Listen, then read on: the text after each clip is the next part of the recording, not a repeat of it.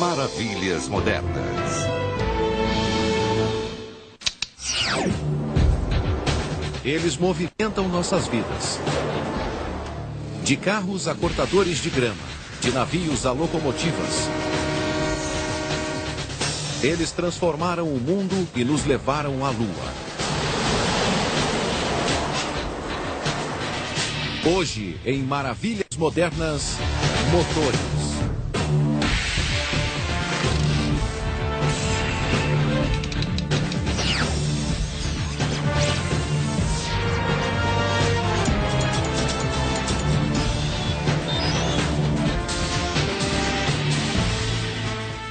Maravilhas Modernas.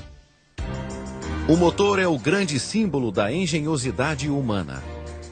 Há 3 séculos, estas máquinas são a expressão definitiva de nosso desejo por excelência tecnológica. E através de muitas gerações de progressos científicos, elas tiveram um profundo efeito sobre a forma como viajamos e trabalhamos. Motores a vapor substituíram o cavalo. Motores elétricos e a gasolina substituíram o motor a vapor.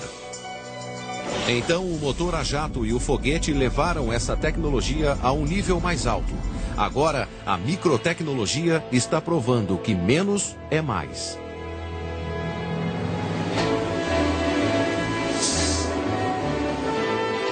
Esta marcha através dos séculos começou quando o motor a vapor deu início à Revolução Industrial. Ele libertou a humanidade da dependência de fontes primárias de energia, como o vento, a água e a tração animal. Motores a vapor movimentavam máquinas, trens, navios, tratores e automóveis.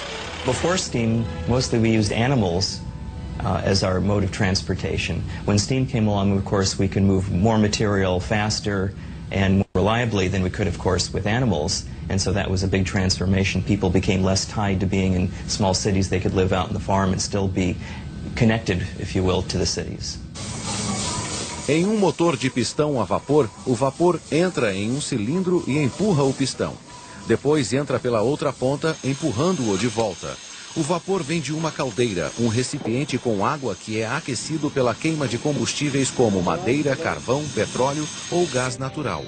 Um motor de turbina a vapor é como um moinho, mas as pás são giradas por vapor pressurizado e não pelo vento. Até hoje, turbinas a vapor são muito usadas.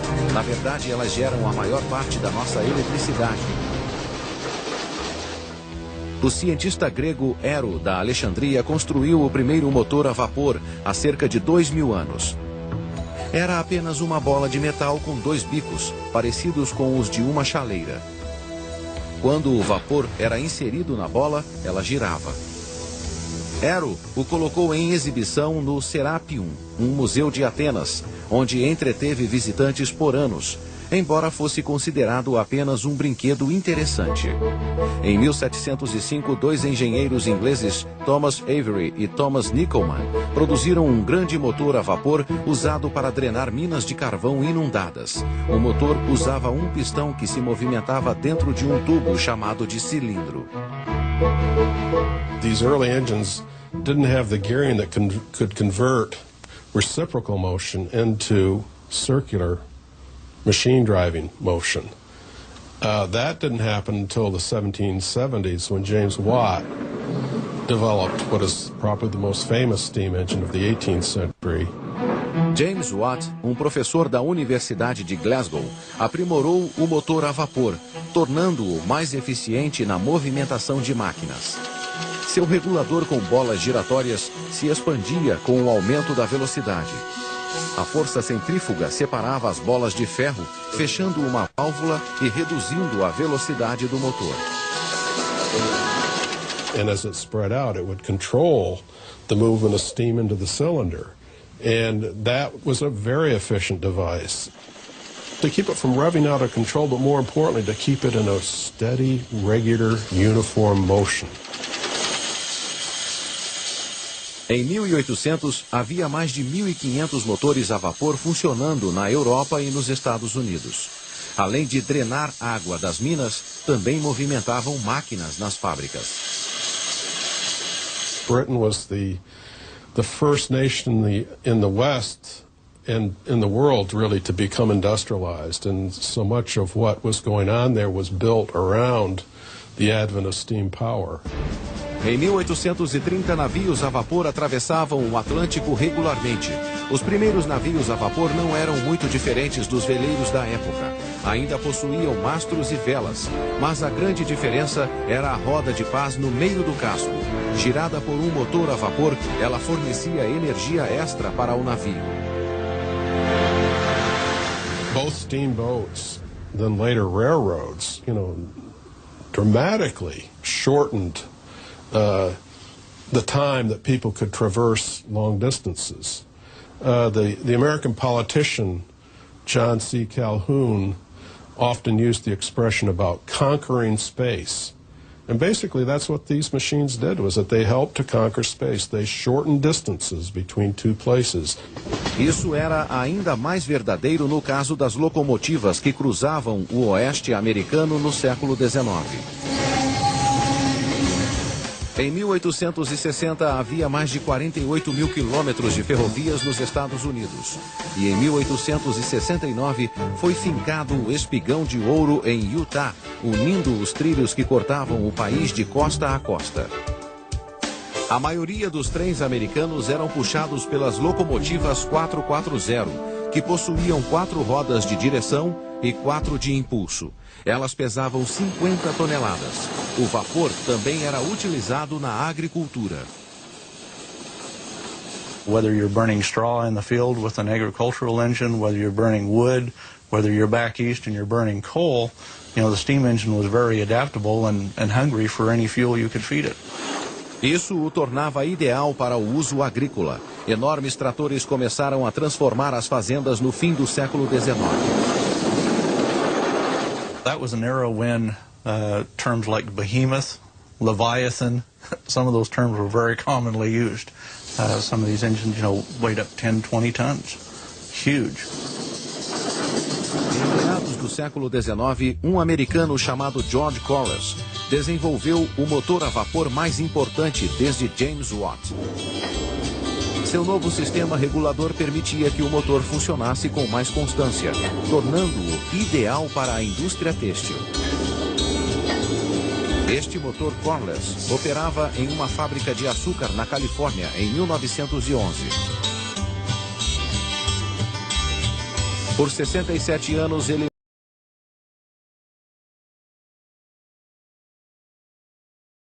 They had steam readily available to cook and clean the beets, power all the machinery. It powered a generator in that factory, so they had the lights and the power for everything else, and the motive power to run the centrifuge to run the sugar out of the beet pulp. So, very efficient system. The steam engine just did it all. O enorme volante pesa 9.500 quilos e o motor inteiro tem 45 toneladas. Este motor de 300 cavalos funcionou até 1978, quando a fábrica de açúcar Holly, em Santa Ana, foi demolida. Um novo tipo de motor a vapor, sem pistões, foi criado no fim do século XIX por 2 engenheiros, o inglês Charles Parsons e o sueco Carl de Laval. É o único motor a vapor amplamente utilizado nos dias de hoje. A turbina a vapor, que usa vapor pressurizado para girar as pás de um rotor, é mais compacta do que o motor de pistão e suporta temperaturas mais altas e maior expansão do vapor. Isso significa mais potência. No início do século XX, muitos transatlânticos eram movidos a turbina. Em 1920, ela havia eliminado o motor de pistão nas embarcações maiores.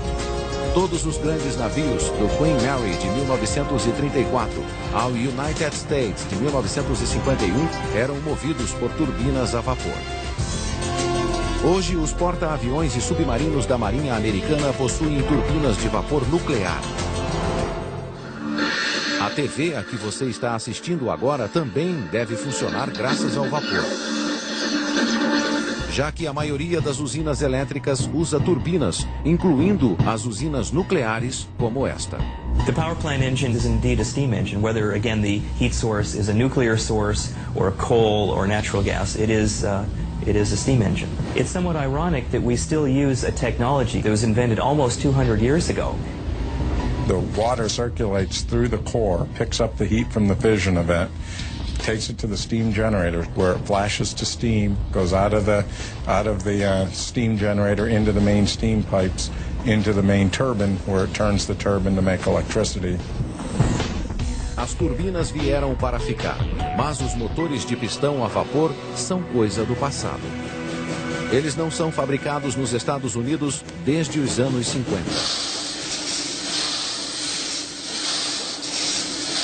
Mas o som dos pistões ainda pode ser ouvido no Museu de Motores Antigos em Vista, Califórnia, próxima a San Diego, onde há dezenas de motores em funcionamento. Em sua época, foram imagens marcantes de poder sem precedentes, mas possuíam graves falhas que transformaram esses monstros em dinossauros. Heat transfer is a slow process, and in the steam engine, one needs to transfer heat from a hot fluid, namely the combustion gases, to the working fluid that actually produces the power, namely steam. And people found that by using an internal combustion engine, where the thing that does the expansion and the thing that generates the heat is one and the same material, namely the fuel-air mixture, that one could get much more power out of a given size engine. Antes da criação do motor de combustão interna, surgiu uma nova máquina para nos ajudar a movimentar o mundo, e ela não queimava combustível. A seguir, o motor elétrico conquista seu lugar entre os motores. Voltamos a apresentar Maravilhas Modernas. Quando os motores a vapor se difundiram no início do século XIX, eles eram muito potentes. Mas essa potência tinha um preço. Eles também eram muito perigosos. Para gerar energia, as caldeiras continham vapor altamente pressurizado e nem sempre aguentavam a pressão. There were a lot of problems in the 19th century with the explosion of boilers. Before you know, you'd have an explosion that could kill everyone. Robert Sterling, um pastor escocês do início do século XIX, estava cansado de ver seus paroquianos sendo mortos pela explosão de caldeiras. Então decidiu fazer algo. Part inventor, part preacher, 100% Renaissance man. He was an incredible guy. Sterling criou um novo motor em 1816 que chamou de motor de ar quente. Hoje é conhecido como motor Stirling. The Stirling engines that he developed were low-pressure engines. And so there was nothing really in there that was a high pressure that could explode even if the machine failed. Stirling engines are engines that heat one side of the engine and cool the other side of the engine. And then there's a mechanism inside the engine that moves the air back and forth between the hot side and the cold side. When the air is on the hot side, it expands and pushes up on a piston. And when the air is on a cold side, it contracts and pulls down on a piston. Mas a invenção de Stirling tinha um problema. Os metais do século XIX não eram resistentes ao calor e o motor Stirling não era durável. The metals didn't stand up to the high temperature continuous flame. The boiler is the part of the steam engine that is exposed to a continuous flame.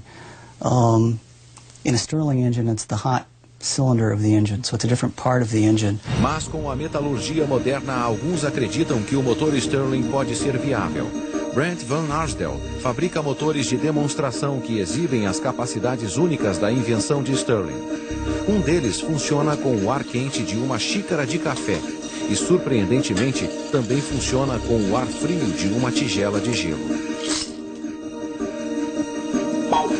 Tudo de que precisa é uma diferença de temperatura. All you've got to do is keep one side hot and the other side cold. You can do that any place that you can keep the temperature difference. These things will run. Este motor funciona com o calor da palma da mão. Now, over the decades, people have tried to put Stirling engines in vehicles, and the conclusion right now is no. It's an expensive engine, much more expensive than the sort of alternatives like gasoline, diesel engines. And it's very hard to make it efficient on a vehicle because the way the engine is running changes all the time. As you and I drive, we speed up, we slow down, we accelerate. That makes it hard for the engine to stay efficient all the time, and especially hard for the Stirling engine. Os motores a vapor e os motores Stirling logo encontrariam um competidor para alimentar a revolução industrial. E hoje esse competidor continua conosco. Não temos motores a vapor em nossas casas, mas temos muitos motores elétricos. Dê uma olhada ao redor. Relógios elétricos, refrigeradores, aparelhos de som, videocassetes, ventiladores, aspiradores de pó, liquidificadores e, é claro, a escova de dentes elétrica. Todos possuem motores elétricos. Without it, we wouldn't even be able to sit here and make this interview. It wouldn't be worth getting out of bed unless you wanted to be back in the horse and buggy days. Ao contrário dos outros motores que usam combustão para gerar calor, o motor elétrico possui um princípio totalmente diferente. Quando a eletricidade passa por um fio, um campo eletromagnético é criado. Ou seja, o fio se transforma em um ímã. Ao interromper a corrente, o ímã é desligado. Ao inverter o fluxo de energia, seus polos são trocados. O motor elétrico faz isso repetidas vezes, gerando movimento. What it does is it creates a magnetic field. And it actually drives it, just like Doug and I are doing. As the power is going through this field, this is a magnetic field and it's revolving around here, and it's sucking this around. Obviamente, os motores elétricos precisam de eletricidade, então sua história começa com as primeiras experiências elétricas. Em 1824, Michael Faraday patenteou o motor de corrente direta, ou DC. Em 1888, Nikola Tesla patenteou o motor de corrente alternada, ou AC. Hoje, usamos os dois. Se funciona com pilhas, é um motor DC. Se é ligado na parede, é um motor AC. Tesla was the first one who introduced the concept of alternating current, where you would change the polarity back and forth as 60 times or 50 times a second as it was. And Edison didn't believe in that. And Edison actually fired Tesla and he went to work for George Westinghouse. Tesla was right. Alternating current could be transmitted over miles and miles, and there were significant limitations for direct current transmission distribution systems. George Westinghouse comprou a patente do sistema de corrente alternada de Tesla e, em 1891, instalou a primeira linha de transmissão AC de alta voltagem da Califórnia, ligando o Vale de San Antonio a Pomona, em San Bernardino. Em 1894, Westinghouse começou a construir outra invenção de Tesla, o motor AC. Os motores elétricos foram utilizados nos primeiros carros, assim como os motores a vapor e os motores de combustão interna, que usavam combustíveis como a gasolina para movimentar um pistão. I don't think anyone knew, at least for the first decade or more of the automobile's existence as to who was going to win out. Por volta de 1912, o motor de combustão interna finalmente venceu. Ironicamente, graças à contribuição do motor elétrico, ele fazia a ignição. Acionava os pistões sem exigir esforço do motorista ou pior. Up until that time, you had to crank an engine to get it started. And it was not only difficult, but was dangerous. It could really break bones in your arm. If one of those things jerked back on you, you could really hurt yourself. But with the electric starter, that changed the whole ball game and immediately signaled the demise of both the electric automobile and the steam-powered automobile. Como a alavanca manual, a ignição elétrica iniciava os ciclos de combustão necessários para que o motor funcionasse sozinho. Alguns dos maiores motores elétricos são utilizados em elevadores. Em 1933, Westinghouse construiu os elevadores mais rápidos do mundo para o Rockefeller Center, em Nova York. Em 1972, ele instalou os elevadores do prédio mais alto do mundo na época, a Sears Tower, em Chicago. Nos anos 90, o motor elétrico voltou aos automóveis com o lançamento do EV1 da General Motors. Ele é leve, com uma carroceria forte e um dos carros mais aerodinâmicos já construídos. Alguns dizem que é mais parecido com um avião do que com um carro. O EV1 foi um fracasso e a GM encerrou sua produção em 2000.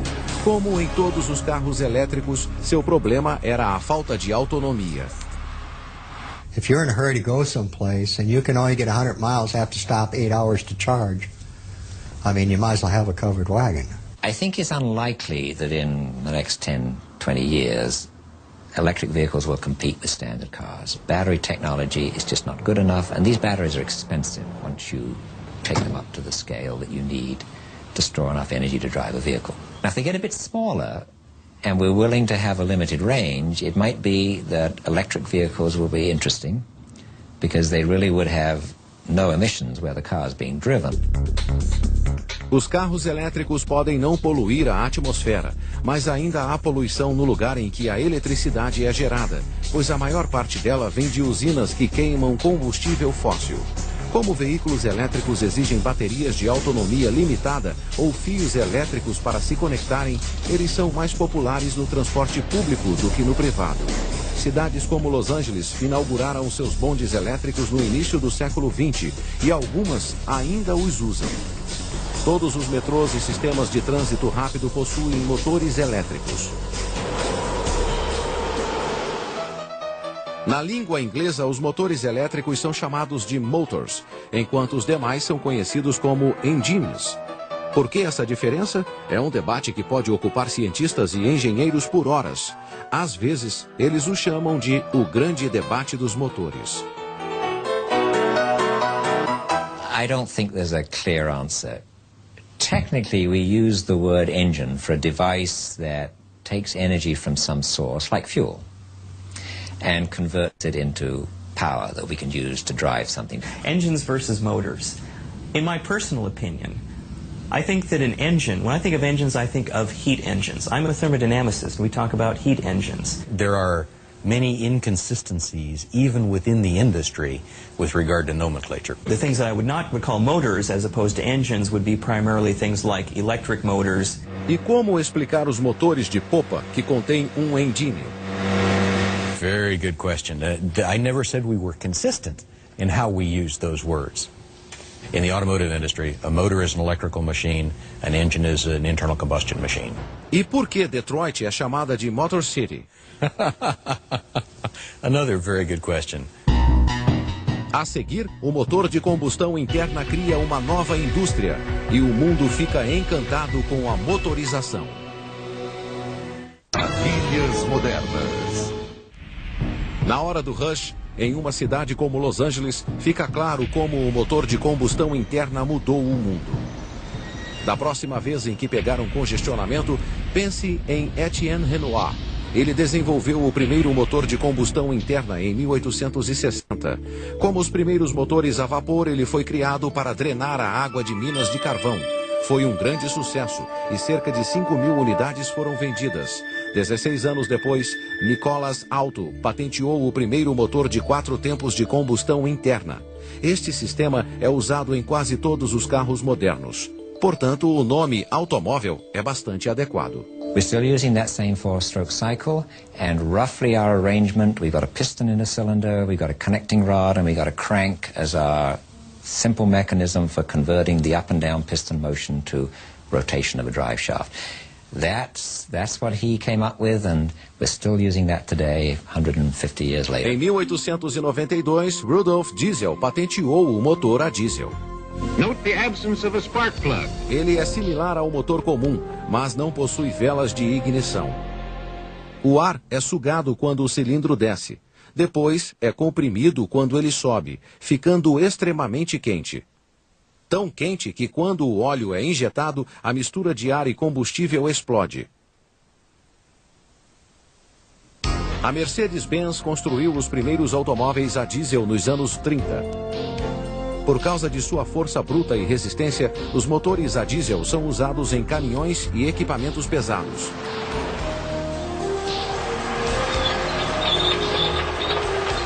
A evolução dos motores a gasolina e a diesel mudou as cidades. E também mudou as guerras. Na Segunda Guerra Mundial, a produção de motores americanos atingiu um recorde histórico. Os motores feitos em Detroit alimentavam a guerra. Os fabricantes americanos usaram suas máquinas para construir 4 milhões de motores para caminhões, carros e aviões. Esta fábrica no Michigan custou ao governo 65 milhões de dólares.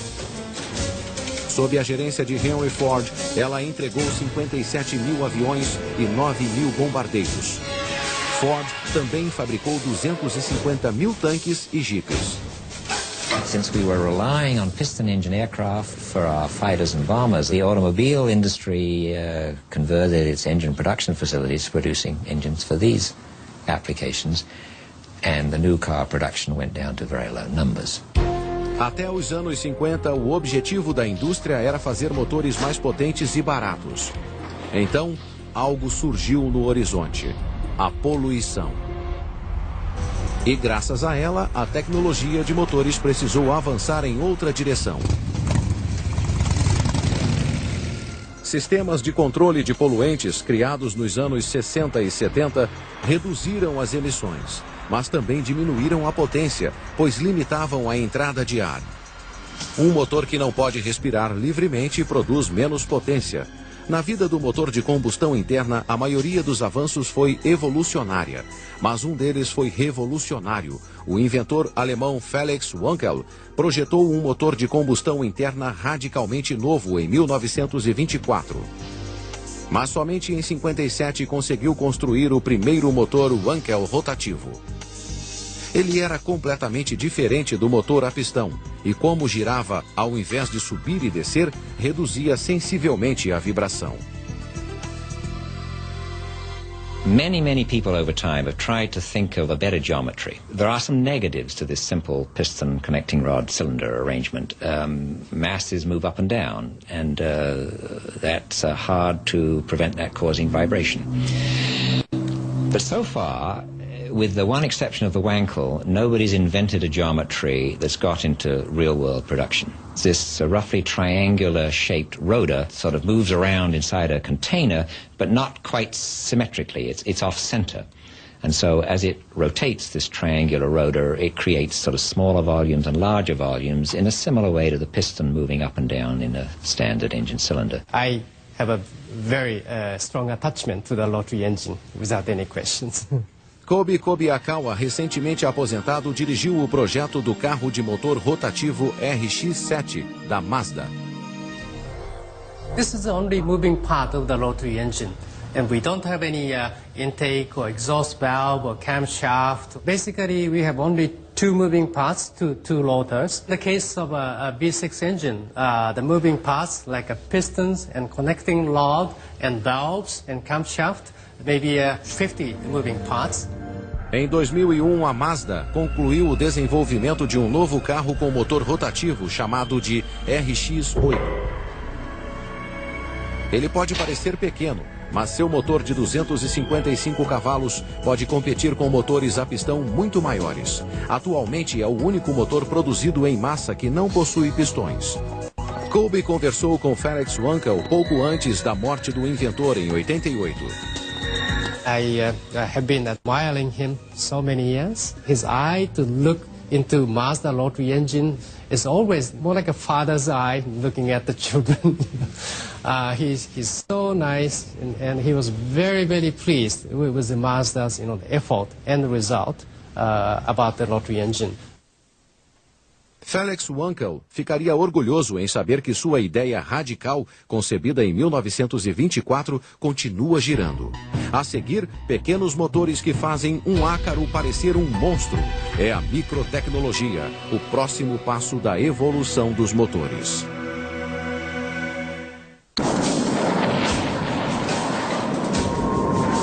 Em 1941, o mundo estava em guerra. E era a vez de um novo tipo de motor deixar sua marca: o motor a jato.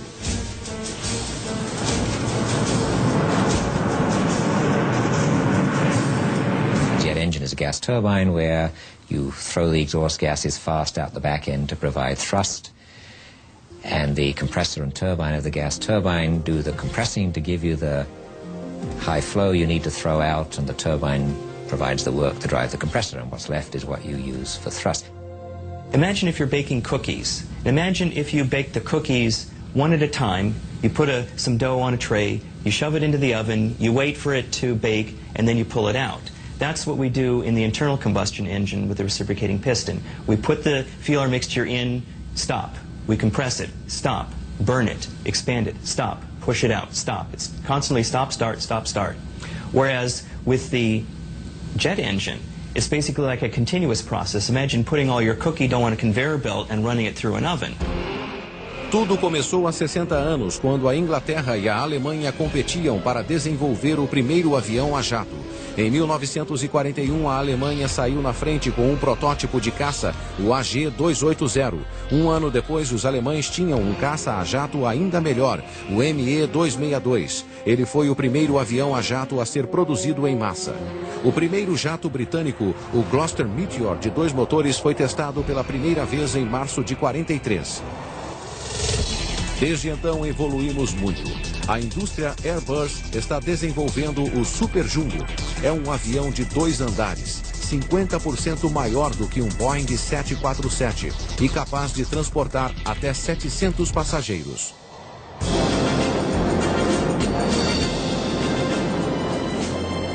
No início, os motores a foguete e a jato eram muito próximos e quase não havia distinção entre eles. Um foguete é parecido com um jato, mas carrega seu próprio suprimento de oxigênio para gerar combustão. Os jatos sugam o oxigênio do ar, os foguetes dos tanques de oxigênio anexados. Isso quer dizer que um foguete pode viajar pelo espaço onde não há oxigênio. As experiências do americano Robert Goddard com foguetes nos anos 30 foram seguidas pelos testes de Werner von Braun na Alemanha nazista, que levaram à criação dos foguetes V-2. We knew that we had created a new means of warfare. A tecnologia criada por Goddard e von Braun permitiu façanhas como o rompimento da barreira do som por Chuck Yeager em 47, o lançamento do Sputnik em 57 e a viagem da Apollo 11 à Lua em 69. Hoje, os 3 foguetes que movimentam o ônibus espacial produzem um impulso de 37 milhões de cavalos, o equivalente a 23 represas Hoover. Juntos, eles consomem 240 mil litros de hidrogênio líquido por minuto. Os motores são móveis e usados para manobrar a nave durante o voo. Eles também fornecem um impulso adicional para a decolagem, somando-se a 2 enormes foguetes que são descartados durante o voo. Há décadas, os avanços tecnológicos vêm trazendo motores maiores. Mas uma das áreas mais promissoras envolve a criação de motores pequenos, que cabem na ponta de um dedo. A microtecnologia é uma área crescente. Ela surgiu com a miniaturização de componentes eletrônicos. Algumas das mesmas técnicas estão sendo usadas na construção de micromotores. There are actually advantages to making things small. As you miniaturize something, the weight goes down as the third power of the dimension, but the propulsive force goes down as the second power of the dimension. So as it gets smaller, the actual propulsion to weight goes up. O professor Martin Schmidt, do MIT, desenvolveu uma turbina a jato do tamanho de um selo. Mas por quê? Well, first, it's awful fun. Second, there's propulsion applications, miniature aircraft, miniature satellites.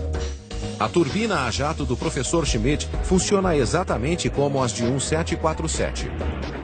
This would be a turbine engine where air would come in through the center hole, and then fuel would be injected through a variety of these ports located here. And the air and fuel would mix after going across a compressor, enter a combustion volume that's in a circular region that surrounds this, and then go across a set of turbine blades and be exhausted out through this port here.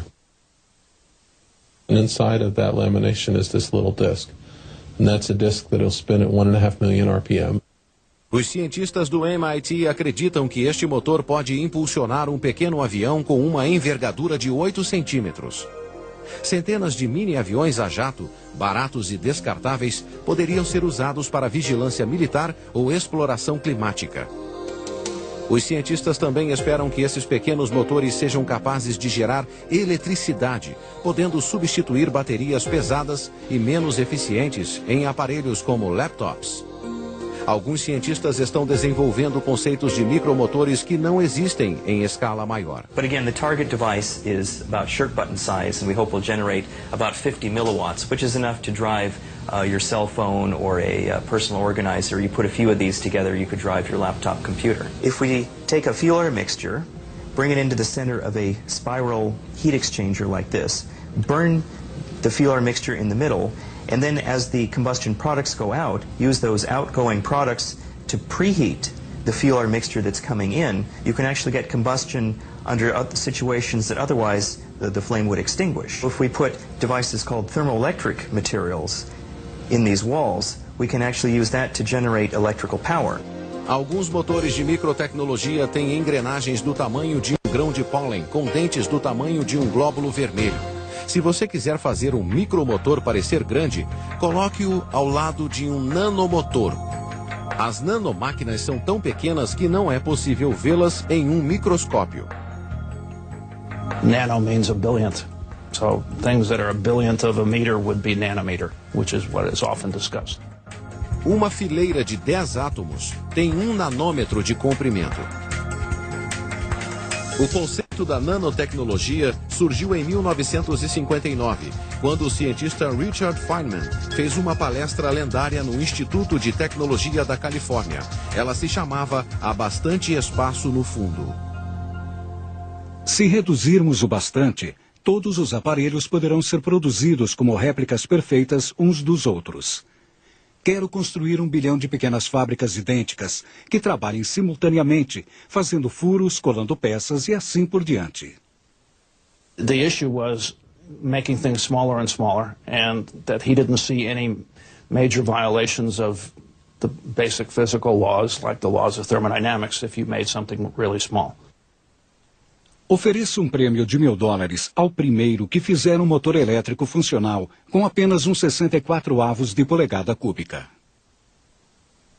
O prêmio foi entregue há anos, mas o professor Ross Kelly, da Universidade de Boston, queria ir além do desafio de Feynman. Coming up with a molecule, which is much, much smaller than that, is sort of the ultimate answer to his challenge. So it's taken us another 40 years to get down to the smallest possible scale. O professor Kelly combinou 78 átomos, criando um motor que, na verdade, é uma molécula feita sob encomenda. The original design, of course much smaller than this, had 2 parts.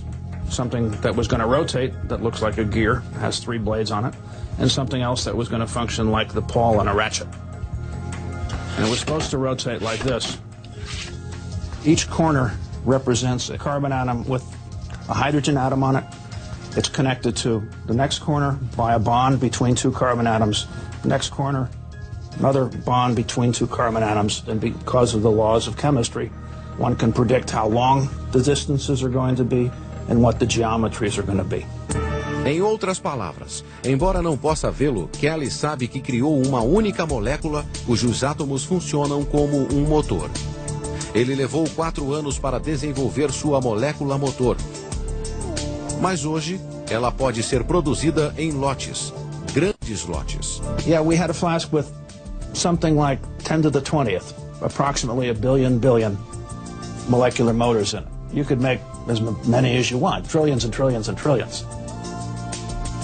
I think this will have an enormous impact. Being able to manipulate things at the micro and nano level enable us to build a nearly limitless number of devices and systems, and those devices and systems will have certainly as many applications as the devices we built during the Industrial Revolution did.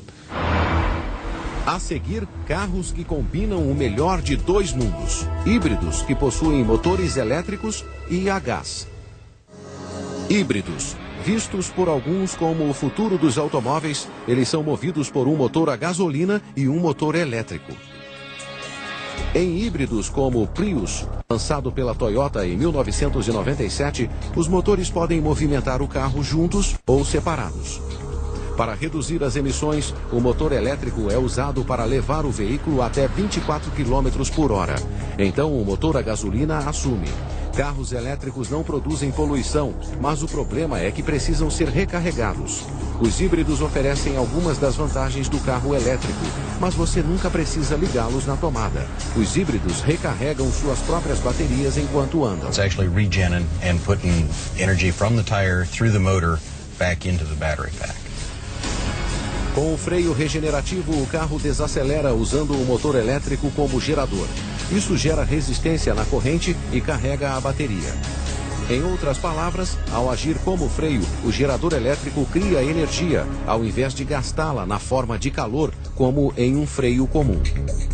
As we turn the corner here, initial acceleration is motor, and as I step into the throttle, the engine starts. Green is charge, red is power.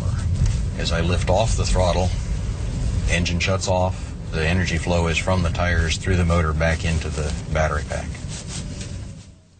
A Honda, concorrente da Toyota, colocou no mercado o seu híbrido, o Insight, em 2000.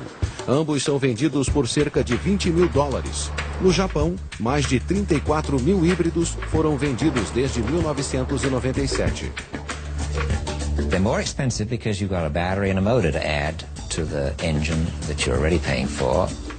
And the benefits depend on the kind of driving these vehicles go through. So, for example, in Japan, they roughly double the fuel economy because it's very congested, slow-speed driving, lots of stopping and starting. When we come to the kind of driving we have in North America, less congested, we drive at higher speeds, longer distances, then the hybrid's not as attractive.